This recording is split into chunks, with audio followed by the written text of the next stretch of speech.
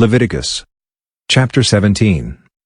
Yahweh spoke to Moses, saying, Speak to Aaron, and to his sons, and to all the children of Israel, and say to them, This is the thing which Yahweh has commanded.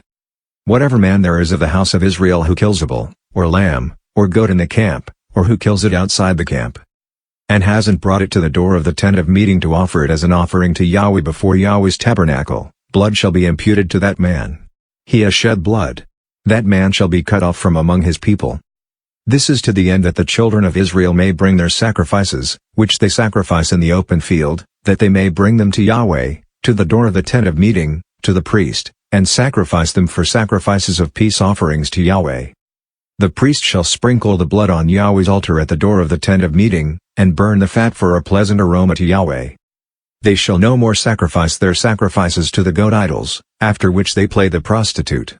This shall be a statute forever to them throughout their generations. You shall say to them, Any man there is of the house of Israel, or of the strangers who live as foreigners among them, who offers a burnt offering or sacrifice, and doesn't bring it to the door of the tent of meeting to sacrifice it to Yahweh, that man shall be cut off from his people. Any man of the house of Israel, or of the strangers who live as foreigners among them, who eats any kind of blood, I will set my face against that soul who eats blood, and will cut him off from among his people. For the life of the flesh is in the blood. I have given it to you on the altar to make atonement for your souls, for it is the blood that makes atonement by reason of the life.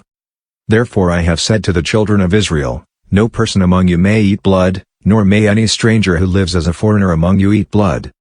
Whatever man there is of the children of Israel, or of the strangers who live as foreigners among them, who takes in hunting any animal or bird that may be eaten, he shall pour out its blood, and cover it with dust. For as to the life of all flesh, its blood is with its life. Therefore I said to the children of Israel, You shall not eat the blood of any kind of flesh, for the life of all flesh is its blood. Whoever eats it shall be cut off.